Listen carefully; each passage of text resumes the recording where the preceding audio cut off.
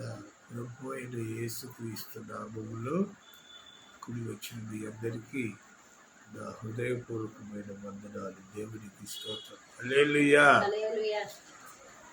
పరిశుద్ధ లేఖన భాగంలో నుండి ఒక మాటను మనము చదువుకొని ఆ వాక్యాన్ని మనము ధ్యానం చేసుకుందాం.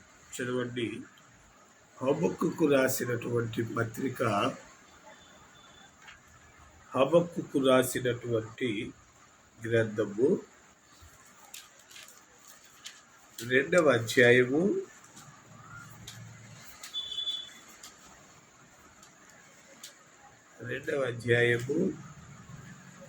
4వ వాక్యము చదువుకుందాం.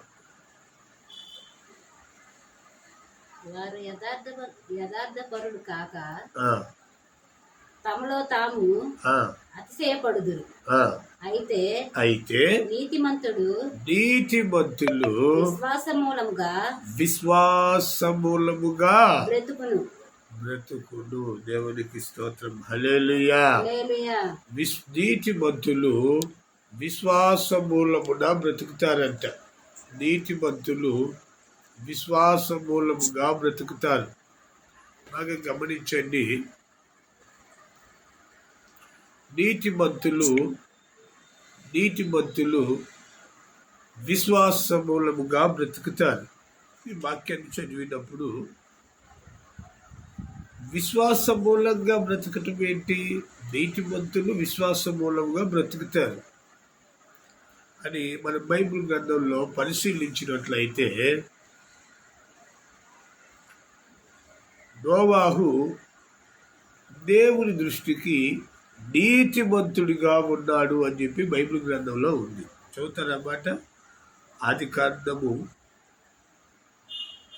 7వ అధ్యాయము మొదట్లోనే ఉంటుందన్నమాట. యెహోవా ఈ తరము వారిలో నీవే నా ఎదుట నీతిమంతుడవై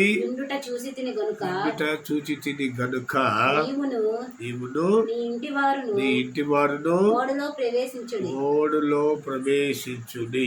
బాగా గమనించండి. దేవుడు సాక్ష్యం చెప్తున్నాడు. ఈ తరము వారిలో అంటే దేవుడు తరతరములు చూసేవాడు. ఈ తరము ఇంకో తరము మరొక తరంతో ఆగేవాడు కాదు. ఆయన తరతరములకు యుగయుగములకు ఆది సంభూతుడైన దేవుడు. ఆయన చెప్తున్నటువంటి సాక్ష్యం ఏంటంటే, ఈ తరము వారిలో నీవు నీతిమంతుడవై ఉన్నావు. ఈ తరము వారిలో నీతిమంతుడవై ఉన్నావు గనుక నీవు నీ ఇంటి రక్షణ కొరకు ఒక ఓడ తయారు చేసుకో. నీ ద్వారా సకల జీవరాశి బ్రతుకుతాయి. గమనించండి. ఈ నీతి విశ్వాసము ఈ రెండింటికి ఒకదానికొకటి తోడు. అందుకే దేవుడు అంటాడు, నీతిమంతుడు విశ్వాసము చేత బ్రతుకుతాడు. నీతిమంతుడిగానే ఉంటే బ్రతకలేడు. విశ్వాసము కూడా కావాలి. బాగా గమనించండి. నీతిమంతుడిగానే ఉన్నాడనుకో, అతనిలో విశ్వాసము కొరవబడిపోతుంది. నీతి అంటే ఏంటి? విశ్వాసం అంటే ఏంటి? నీతి అంటే దేవుని పదార్థాలను పాటించటము, నీతిగా జీవించటము, ఇవి నీతిమంతుల లక్షణాలు. మరి విశ్వాసం అంటే లేని వాటిని ఉన్నవి. మన కంటికి కనపడలేదు కానీ విశ్వాసం ఉంచాలి. విశ్వాసం అంటే అదే. విశ్వాసమనున్నది నిరీక్షింపబడు వాటి యొక్క నిజస్వరూపమై ఉన్నది అని చెప్పేది. అంటే ఈ విశ్వాసము అక్కడ ఏమీ లేదు అంటే లేదు, అక్కడ ఉంది. ఏమీ లేదయ్యా, అక్కడ లేదు, అక్కడ దేవుని కృప ఉంది. విశ్వసించువాడు కలవరపడడు. విశ్వాసం ఉంచాలి.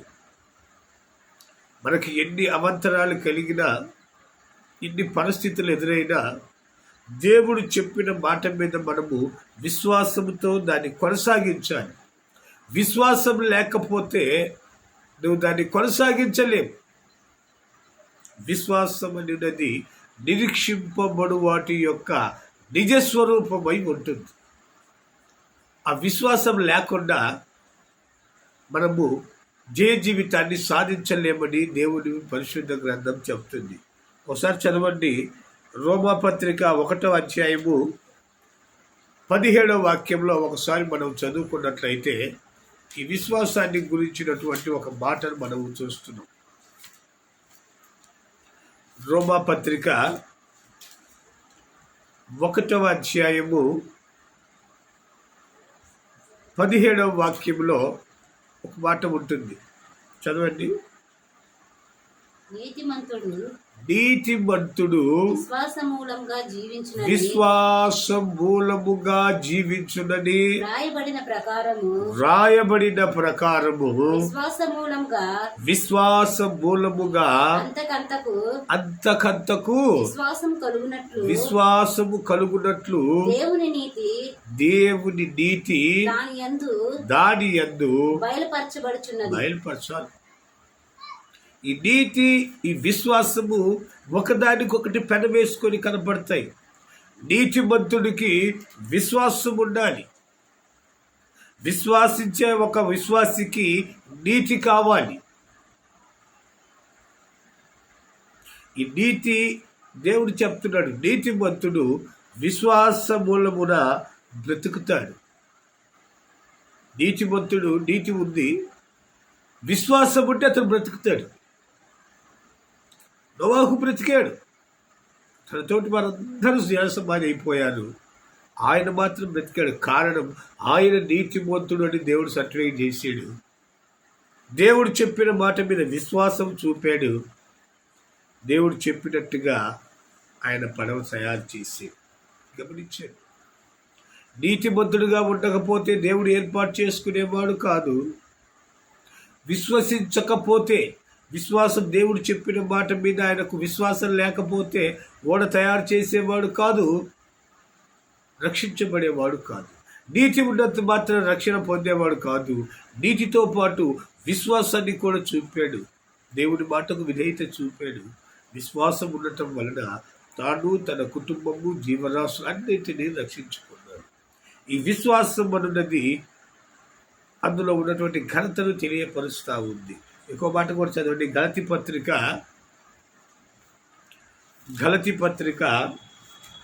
3వ అధ్యాయము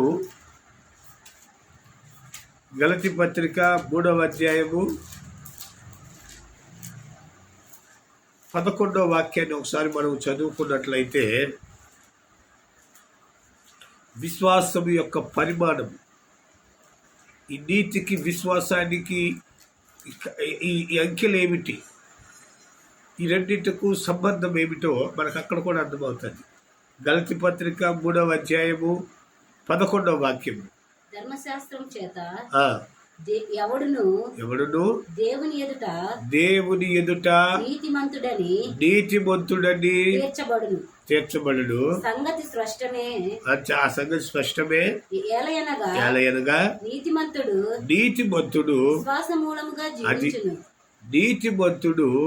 విశ్వాసమూలముగా జీవించును.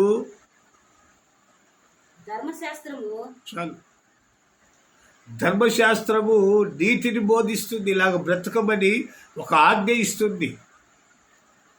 ఇలాగ బ్రతకాలి నువ్వు అని ఆజ్ఞ ఇస్తుంది. అయితే ఆ నీతిమంతుడు ఆజ్ఞ ప్రకారంగా జీవిస్తూ ఉంటే విశ్వాసాన్ని కోల్పోతున్నాడు. విశ్వాసం కూడా ఉంచాలి. విశ్వాసము దేనికి సాదృశ్యం అంటే, అక్కడ లేదు అనుకున్న దాన్ని ఉంది అని నిరూపించేదే విశ్వాసం. అబ్రహాం నాకు పిల్లలు పుట్టరేమో అనుకున్నాడు. దేవుడు చెప్పాడు, ఇసుక రేణువుల వలె విస్తరింప చేస్తాను అని విశ్వసించాడు. అందుకే దేవుడి వాక్యం చెప్తుంది, విశ్వసించువాడు కలవరపడడు.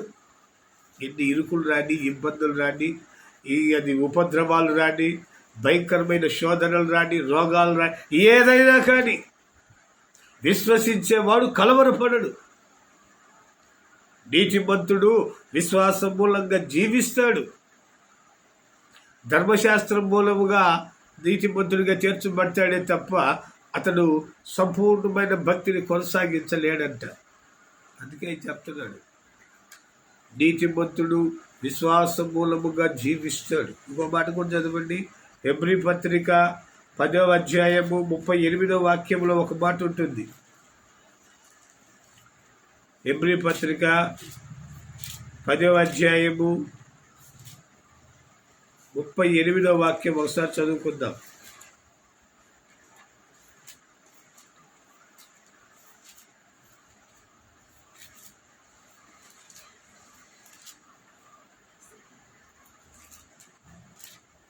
నా జీవిత యాత్రలో ఎన్నో తుఫానులు,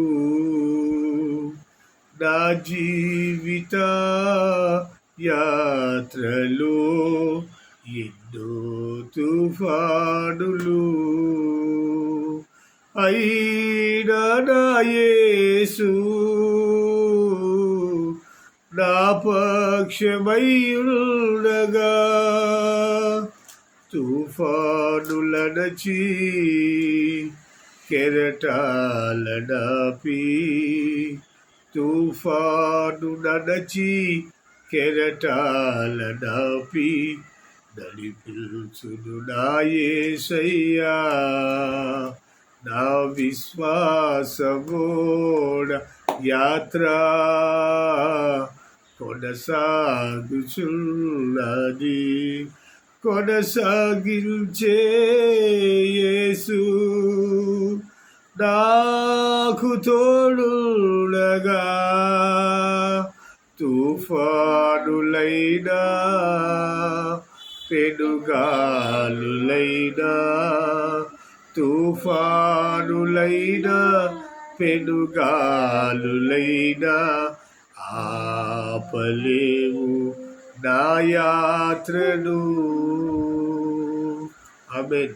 హల్లెలూయా. చదవండి. హెబ్రీయులకు రాసిన పత్రిక 10వ అధ్యాయము 38వ వాక్యం.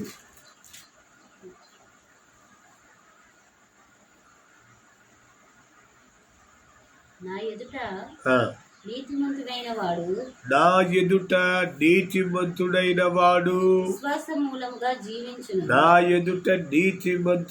వాడు విశ్వాసమూలముగా జీవించును. గాని అతడు విశ్వాసం లేకుండా వెనుకకు తీసిన ఎడల అతని యందు నా ఆత్మకు సంతోషం ఉండదు. నీతిమంతుడే. ఆ నీతిమంతుడు విశ్వాసాన్ని చూపకపోతే అక్కడ దేవుడు అంటాడు, నా ఆత్మకు నిజమైనటువంటి ప్రశాంతత ఉండదు. నీతిమంతుడే, కానీ ఆయన విశ్వసించాలి. విశ్వాసం అనేది చాలా ఘనమైనది.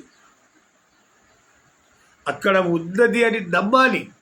దేవుని దగ్గరికి వెళితే మనకు ఒక ఆత్మ సంబంధమైన గొప్ప కార్యం జరిగిందని నమ్మకం ఉండాలి. ఏదో నామకార్థ స్థితిలో పోతున్నాంలే, మరలా వస్తున్నాంలే, ఈ నామకార్థ స్థితి వలన నీవు అద్భుత కార్యాలను చూడలేవు, నువ్వు ఆశ్చర్య కార్యాలను చూడలేవు. దేవుడు చెబుతున్న మాటను నీవు అంగీకరించాలంటే నీతిమంతుడు విశ్వాసమూలముగా జీవిస్తాడు. ప్రతి విషయంలో విశ్వాసం చూపిస్తూ ఉండాలి.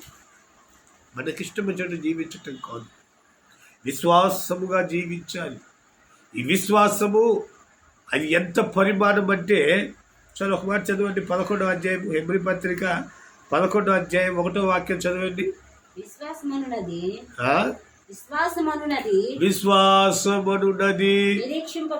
అది విశ్వాసమనున్నది నిరీక్షింపబడు వాటి యొక్క నిజస్వరూపమై ఉన్నది. అది విశ్వాసం. మనం ఏమి నిరీక్షిస్తున్నాము? దేవుడు నాకు ఈ కార్యం చేస్తే బాగు. ఒకసారి నేను విశ్వాసిగా కొనసాగుతున్న ఆ దినాలలో నిరీక్షణ గురించి చెప్తున్నాను.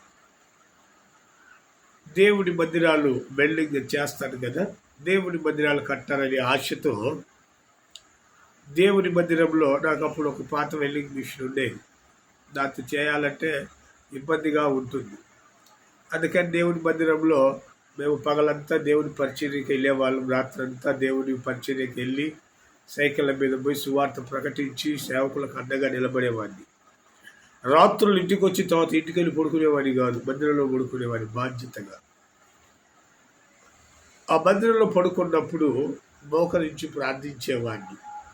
ఒకరోజు నాతో కూడా బ్రదర్స్ అందరం కూర్చొని ప్రార్థన చేసుకుంటుంటే నేను ప్రార్థన చేసుకున్నాను. దేవా, నాకు వెల్డింగ్ మిషన్ కొంచెం పాతగా ఉంది, మందిరం పనిచేయాలంటే ఇబ్బందిగా ఉందయ్యా, కొంచెం మంచి వెల్డింగ్ మిషన్ దయచేయండి విశ్వాసంతో ప్రార్థన చేస్తున్నాను. ఈ లోపల ప్రార్థన అయిపోయి ముగించిన తర్వాత ఆ పక్కనున్న బ్రదర్ నాతో ఉన్న అతను అన్నాడు, యేసుబాబన్న, వెల్డింగ్ మిషన్ కావాలని కోరుకున్నావు కదా దేవుణ్ణి, ఎంత రేటో చెప్పడం మర్చిపోయావే అన్నాడు. నాకు రేట్ పని బ్రదర్, మంచి మిషన్ ఇస్తే చాలు, అదే నాకు కోరుకున్నాను అన్నాడు. లేదు, దేవుడు నీకు ఒక 30,000 రూపాయలు వెల్డింగ్ మిషన్ ఇస్తే నీకు ఏమైనా ఇబ్బంది అన్నాడు. నాకు అంత ఆశ లేదు బ్రదర్, 30,000 అంటే చాలా. అప్పుడు ఆ రోజులు ఇంచుమించు ఇప్పటికీ 30 సంవత్సరాల క్రితం. అప్పట్లో 30,000 అంటే కొంచెం కాస్ట్ ఎక్కువ. అంత అవసరం లేదు, అంత ఆశ కూడా లేదు అంటే ఆ బ్రదర్ అన్నాడు, లేదు దేవుడు ఇస్తే నీకేమైనా ఇబ్బంది అన్నాడు. దేవుడు ఇస్తే నాకేమి ఇబ్బంది, నాకు వెల్డింగ్ మిషన్ కావాలి, అది ఏది ఇస్తాడో ఆయన ఇష్టం. నిరీక్షణతో ప్రార్థన చేసాడు, అదే నాకు తెలుసు అన్నాడు. దేవుని మహాకృప ఏంటో తెలుసా? ఆ బ్రదర్ ఏ మనసుతో అన్నాడో, అది దేవుడు ఏ విధంగా విన్నాడో నాకు తెలియదు. కానీ హోసన్న మినిస్ట్రీలోకి వెళ్ళటము అన్న నాకు అదే కాస్ట్ ఉన్నటువంటి మంచి వెల్డింగ్ మిషన్, చాలా కాస్ట్ మంచి మిషన్ గురించాడు అన్న నాకు. గమనించండి, విశ్వాసముతో దేవుని సన్నిధిలో దేవుని పరిచర్యలో ఉండి నేను ప్రార్థన చేసుకున్నాను, దేవా మంచి వెల్డింగ్ మిషన్ ఇస్తే నీ పరిచర్యలో వాడతానయ్యా అని. నా మాట దేవుడు విన్నాడు. అది నిరీక్షణ, అది విశ్వాసముతో కూడిన నిరీక్షణ. ఆ ప్రార్థనకు తగిన రీతిగా ఆ రోజు నేను ఆ బ్రదర్ మాట్లాడుకున్న మాటలు, ఆ దేవుని సన్నిధిలో మాట్లాడుకున్న మాటలు దేవుడు అవును ఆమెను నెరవేర్చాడు. ఆ బ్రదర్ చెప్పినంత రేట్లో నెంబర్ 1 వెల్డింగ్ మిషన్ తీసుకొచ్చి నా ముందు పెట్టాడు. ఆశ్చర్యపోయాడు. దేవా, ఆ రోజు ఇంచుమించు ఇప్పుడు 4 సంవత్సరాల క్రితం మేము ప్రార్థన చేసుకున్నాము, ఆ ప్రార్థన ఫలితం ఈనాడు నెరవేర్చావా యేసయ్యా అని కృతజ్ఞతాస్తుతులు చెల్లించి. అంటే ఈ విశ్వాసం ఎక్కడ ప్రారంభమవుతుంది అంటే, నీతి ఉంటుంది. ఈ నీతి ఎప్పుడైతే మొలకెత్తుతుందో విశ్వాసం ప్రారంభమైపోతుంది. ఈ నీతి మొలకెత్తడంతో విశ్వాసం ప్రారంభమైపోతుంది. ఈ విశ్వాసము ద్వారా మన పితరులు గొప్ప గొప్ప ఘనకార్యాలు సాధించారు. గొప్ప గొప్ప ఘనకార్యాలు సాధించారు ఈ విశ్వాసం మూలంగా. ఒకసారి చదవండి ఆ మాట. నోవాహు గురించి రాసి ఉంటారు. అదే హెబ్రీ పత్రిక 11వ అధ్యాయము 7వ వాక్యంలో ఉంటుంది ఆ మాట. చదువు. విశ్వాసమును బట్టి అదిగో నోవాహు అది వరకు చూడని సంగతులను గూర్చి దేవుడి చేత హెచ్చరింపబడి భయభక్తులు గలవాడై తన ఇంటి వారి రక్షణ కొరకు చూడండి, నీతిమంతుడే కానీ విశ్వాసమును గూర్చినటువంటి అది వరకు వినటువంటి గూఢమైన అర్థాలు మాటలు ఆయనకు తెలియదు. నీతిమంతుగా నీతిగా జీవిస్తున్నాడు. ఆ నీతిమంతుడిగా జీవిస్తున్నందుకు దేవుడు దర్శనమిచ్చి మాట్లాడి విశ్వాసాన్ని పెంపొందింపజేసాడు. విశ్వాసిగా జీవించేటువంటి కృపనిచ్చాడు.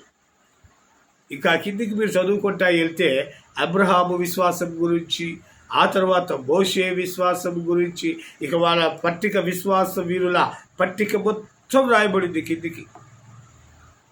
మోషే గురించి అంటాడు, అల్పకాల పాప భోగములు క్షణమాత్రమునటువంటి ఆశించకుండా దేవుని ప్రజలతో శ్రమ అనుభవించుట మేలని.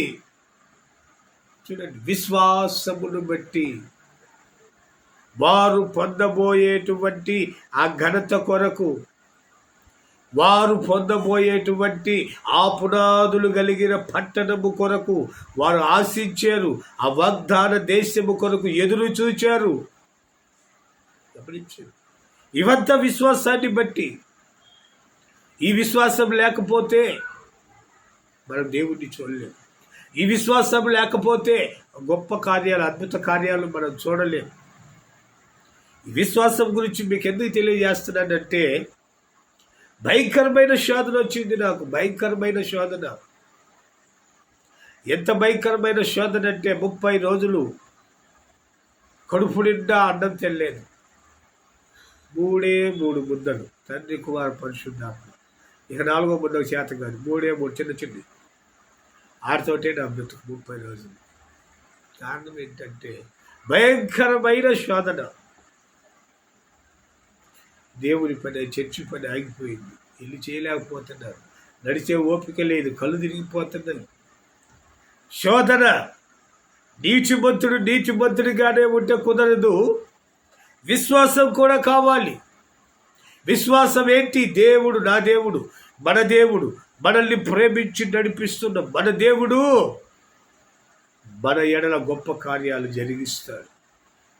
చిన్న చిన్న అభద్రాలు రావచ్చు, చిన్న చిన్న ఆటంకాలు రావచ్చు, రాకుండా ఎవరికి ఉండదు.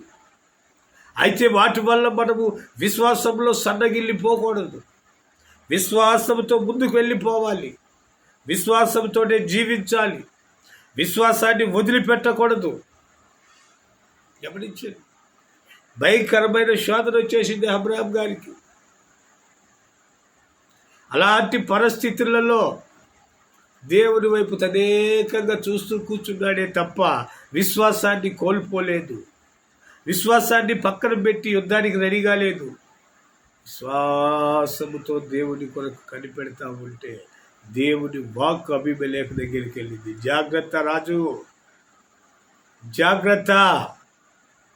గమనించండి, రాజులను ఎదిరించేటువంటి దేవుని శక్తి మన దేవుడు.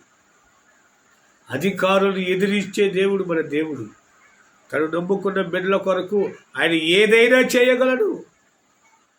తను నమ్ముకున్న బిడ్డల కొరకు, తనను నమ్మిన బిడ్డల కొరకు, తనకు ప్రార్థించే బిడ్డల కొరకు విశ్వాస సహితమైన ప్రార్థన రోగిని సైతం స్వస్థపరుస్తుంది. ఈరోజు కొంతమంది స్వస్థత లేవని ఎగురుతారు.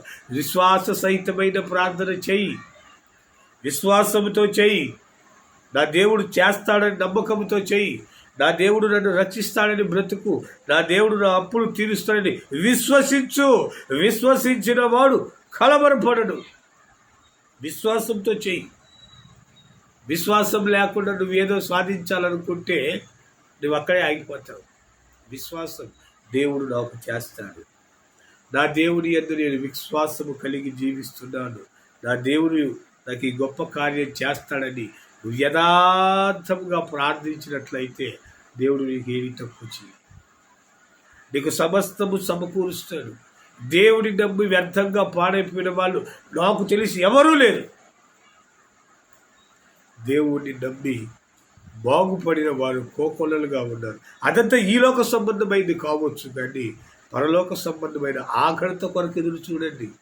పరలోక సంబంధమైన ఆ ఘనత చాలా విలువైనది. ఆ ఘనత కొరకు ఎదురు చూడండి.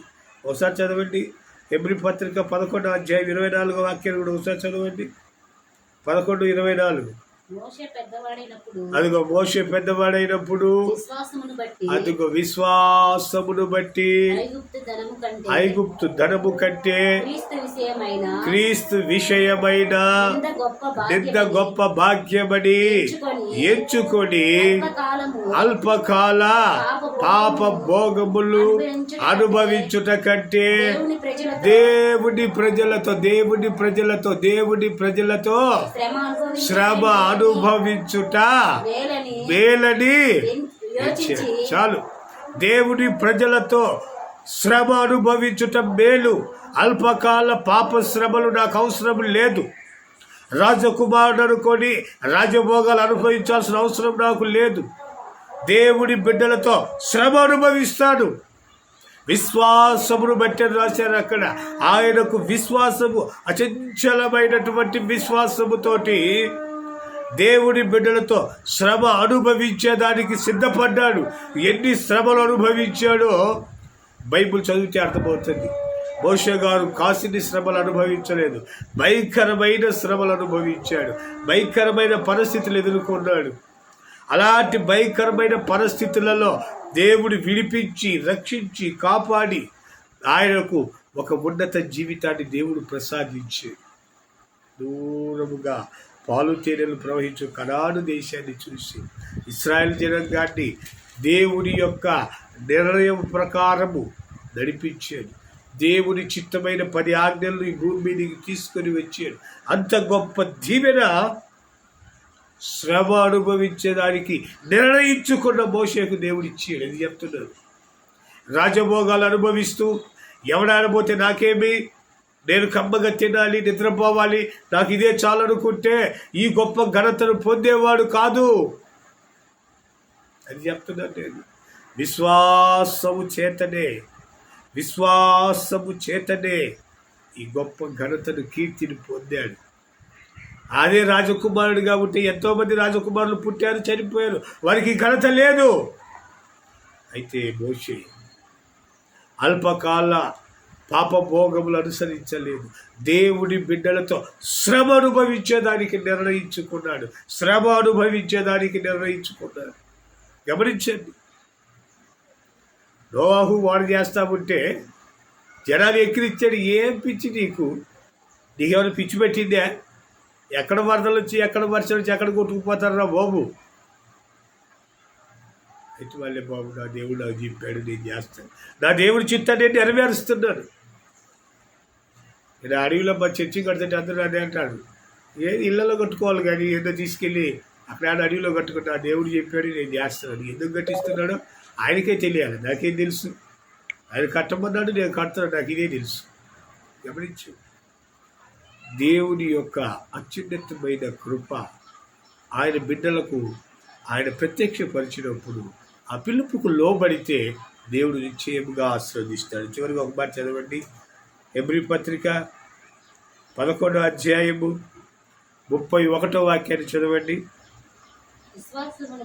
విశ్వాసమును బట్టి రాహాబు అనేటువంటి వేశ్య ఏగుల వారిని సమాధానముగా చేర్చుకొనినందున అవిధేయులతో పాటు అవిధేయతలతో కిందకి మీరు చదువుకుంటూ వెళ్తే సమూయేలు గురించి, దేవుని బిడ్డలందరి గురించి, ఒక్కొక్కరి గురించి రాయబడి ఉంది. రహాబు గురించి ప్రత్యేకంగా రాసింది ఏంటంటే అవిధేయతలతో నాశనం అయిపోకుండా విశ్వాసముతో. ఏమని విశ్వాసము? మీరు తప్పక వీరిని జయిస్తారు, దేవుడు ఈ రాజ్యం మీకు అనుగ్రహిస్తాడు, నేను నమ్ముతున్నాను. విశ్వాసం చూపింది. ఆమె విశ్వసించినట్లే వారు జయించారు ఇశ్రాయేల్ ప్రజలు. గమనించండి. ఆమె అవిధేయతలతో మరణించలేదు, ఆ కుటుంబాన్ని కాపాడుకుంది. విశ్వాసమును బట్టి ఆ విశ్వాసము మనిషికి ఎప్పుడైతే ఉంటుందో అతడు తప్పక దీవించబడతాడు, ఆశీర్వదించబడతాడు. ఆ విశ్వాసం ద్వారా దేవుళ్ళు మనల్ని నడిపించునుగాక. ఆమె చిన్న ప్రార్థన చేసుకుంటాం. పరిశుద్ధుడా, జీవాధిపతి దేవానికి స్తోత్రం. నీ విశ్వాస పరిమాణాన్ని నాయన మీరు మాకు గుర్తు చేసినందుకై నీకు స్తోత్రం. నీతిమంతుడుగా కాక నీతిమంతుడు విశ్వాస మూలముగా బ్రతుకుతాడని మీరు ఇచ్చిన వాగ్దానాన్ని బట్టి నీకు స్తోత్రం. అయ్యా, నీతిమంతుల పరిస్థితులన్నింటిని గమనించినప్పుడు ప్రతి ఒక్కరు విశ్వాసముతో తమ జీవితాలను కొనసాగించారు. విశ్వసించిన ప్రతి ఒక్కరు దీవించబడ్డారు, ఆశీర్వదించబడ్డారు, గొప్ప దీవెనలు పొందారు, అనేకమైన ఆశ్చర్య కార్యములు చూశారు. నాయన నీకు స్తోత్రం. అట్టి విశ్వాసంతో మీరు మమ్మల్ని నింపండి. అట్టి విశ్వాస కార్యక్రమాలు మాలో మీరు జరిగించండి. ఈ వాక్యం పెట్టిన నీ బిడ్డలలో ఈ విశ్వాసాన్ని కృంభరించండి. నీతిగా జీవిస్తున్న నీ బిడ్డలకు విశ్వాసాన్ని కలిగించండి. నాయన నీకు స్తోత్రం. విశ్వాస సహితమైన ప్రార్థన రోగిని స్వస్థపడు. విశ్వసించువాడు కలవరపడడు. విశ్వాసమన్నది నిరీక్షింపబడు వాటి యొక్క నిజస్వరూపమని మీరు సెలవిచ్చినట్టు ఆ విశ్వాసాన్ని నీ బిడ్డ హృదయాల్లో కృమరించి నీ ఉన్నత దీవెన ఆశీర్వాదాలు నీ బిడ్డ కుటుంబాలపై నిశ్చయముగా మీరు అనుగ్రహించి మహిమ పొందమని యేసయ్య పరిశుద్ధ నామం పేరట అడిగి ప్రార్థించి వినయముగా వేడుకొనుచున్నాము పరమ తండ్రి. ఆమేన్. దేవునికి స్తోత్రం. హల్లెలూయా.